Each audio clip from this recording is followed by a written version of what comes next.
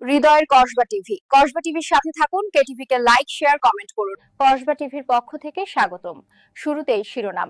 90 দশকের জনপ্রিয় নায়িকা বনশ্রীর করুণ পরিণতি। শিবচর মাধুরীপুর প্রতিনিধি, কসবা টিভি নিউজ ডেস্ক। শুনছিলেন সংবাদ শিরোনাম, এখন বিস্তারিত। কসবা টিভি। বাংলা চলচ্চিত্রের 90 দশকের জনপ্রিয় নায়িকা বনশ্রী আর নেই। মঙ্গলবার 16 সেপ্টেম্বর দুপুরে শিবচর উপজেলার স্বাস্থ্য কমপ্লেক্সে চিকিৎসাধীন অবস্থায় তিনি শেষ নিঃশ্বাস ত্যাগ করেন। মৃত্যুকালে তার বয়স হয়েছিল প্রায় 55 বছর। বিকেলে উমেদপুর ইউনিয়নের কুমিরপাড়ায় জানাজা শেষে দাফন সম্পন্ন হয়। সোহরাব রোস্তম সিনেমার মাধ্যমে রূপালী পর্দায় অভিষেক ঘটে বনশ্রীর। ইলিয়াস কাঞ্চন, মান্না, রুবেল, আমির খানের বিপরীতে একাধিক হিট সিনেমায় অভিনয় করে তিনি দ্রুতই দর্শকপ্রিয় হয়ে ওঠেন। তবে অসুস্থতা ও আর্থিক সংকটে ধীরে ধীরে আড়ালে চলে যান এই অভিনেত্রী। জীবনের শেষ সময়ে হৃদরোগ, ডায়াবেটিস ও শ্বাসকষ্টে ভুগছিলেন বনশ্রী। সরকারি গুচ্ছগ্রামের একটি ছোট ঘরে মানবেতর কষ্টে দিন কাটাতেন। চিকিৎসার জন্য বিত্তবান ও চলচ্চিত্র অঙ্গনের কাছে সহযোগিতা চাইলেও তেমন সাড়া পাননি। একসময় লাখো দর্শকের প্রিয় এই নায়িকার নিঃসঙ্গ মৃত্যু সংস্কৃতি অঙ্গনের জন্য এক বেদনাদায়ক অধ্যায় হয়ে থাকবে। উনি নায়িকা ছিল, নায়িকা বনশ্রী। এনে একটা ছোটো একটা বাচ্চা আছে, অনেক কষ্ট করছে, আর দেহার মতো করেছিল না। ছোটো বাচ্চা নিয়ে খুবই কষ্ট করছে, অনেক দিন ধরে অসুস্থ। বুঝলেন, কে তারা ডাক্তার কাছে মানে অনেক কষ্ট দিয়ে জীবন করেন এই করছে। আজকে এই সকালে শুনলাম সে শিবচর হসপিটালে মারা গেছে। ছোটো একটা বাচ্চা আছে, খুব অসহায়, আর কেউ নাই ওর বলতে, আর কেউ নাই তার। অত্যন্ত ভালোই ছিল, আমাকে যে কদিন আছে ভালোই কথাবার্তার স্ট্যান্ডার্ড যেই আর এই মানে ভালোই ছিল। সে আমায় ব্যবহার বাইয়া বইয়া করে ডাক দিতে তো ভালো সুন্দরই আছে, কিন্তু হঠাৎ এই এখন শুনলাম যে মারা গেছে। উনি ভালোই ছিল, কথা বুঝছেন, মানুষের সাথে ভালো ব্যবহারই করছে, খারাপ করে নাই। যে নাচ হলো বুঝছেন, খুবই ভালোই মানুষের সাথে মিল তাল করে চলছে বুঝছেন।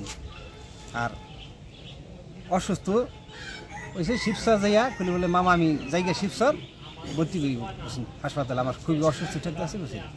গেল আজকে সকালে এই যে দুপুর 2টার পর এক লোক আইলো যে আমার এই তার ভাই বুঝছেন, তার ছেলে ঢাকা থেকে আইয়া কইল যে আমার আপাই মারা গেছে, কি বললাম আমরা বুঝছি যাই ওনার জন্য দোয়া করি। কি নাইয়া রয়েছে এতে চিনি, আগের পরে কোনো পরিচয় নেই।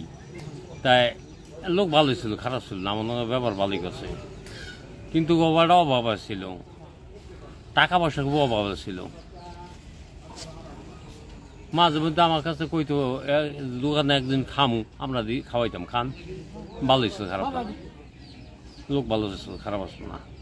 তার লগে অনেক ভালো সম্পর্কই ছিল, মানে ওই ছেলেটারে নিয়ে আসার পর থেকে আমরা ওই ছেলেটারে অনেক আদর করতাম, ভালোবাসতাম। আমার স্বামীও অনেক ভালোবাসত ওই ছেলেটারে, কিন্তু মাঝে মাঝে চেতে যাইতো নায়িকা যে আমার ছেলেটা নষ্ট করি এলাবা তোমরা এন তেন।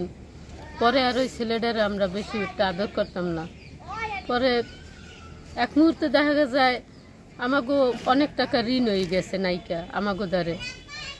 তো ওই দিন আসছে আমার 1000 টাকা দিয়েছে, এর আগে 1000 টাকা দিয়েছে এর ভাই, কিন্তু এরপর যে গেল, এরপরে যে এখন শুনতে আসি মারাই গেছে। এই অবস্থা, এখন কি করবে আল্লাহ জানে। ওই ছেলেটা একসাথে রয়েছি 3 বছর অনেক, 4 ঘর কাছাকাছি একসাথে রয়েছি, আমাকে লগে চলছে, হাসি খুশি আছি। আমরা হঠাৎ করে শুনে আজকে মারা গেছে, শুনে আমাকে চোখে দেখা নিয়ে গেছে। মানে আমরা তো স্থানীয়, তাই এখানে 3 বছর ধরে গুচ্ছগ্রাম হয়েছে, তো সে এখানে ঘর পাইছে। সে নায়িকা খুব ভালোই, মানে দেখতাম ঘরে ঘরে যে সে গান শোনাইতো, এবং ওই সাংবাদিক আসতো, ধরো সে কিছু কথা বলতো। তার একটা ছেলে আছে, মানে সে এখানে আসছে, সে একজন নায়িকা, কিন্তু সেখানে আসছে সে মানে কষ্টে পড়ে গুচ্ছগ্রামে আসছে। তারপরে সে ভালোই দেখতাম, মোটামুটি অনেক হাসি খুশি, মানে সাজগোজ করতো, খুব ভালোই সে চলতো। কখন আমি এই মাত্র শুনলাম অসুস্থ হয়ে অনেকদিন ঘরে পড়া ছিল। কে কে আছে তার? তার একটা ছেলেটা ছোট মনে হয়, ছেলেটা হয়েছে আপনার 11-12 বছর। ও কোথায় আছে? হইলে 12-13 বছর। ও ঢাকায় থাকে, এখানেই ছিল, কিন্তু এখানে ওর মা অসুস্থ, ঢাকা হসপিটালে থাকতো। কারণ ওর কে খাওয়ায়, কে রান্না বান্না করে খাওয়ায়, কারণ ওর মার সাথে ও গেছে। হৃদয়ের কসবা টিভির সাথে থাকুন, কেটিভিকে লাইক শেয়ার কমেন্ট করুন। শুনছিলেন বিস্তারিত কসবা টিভি।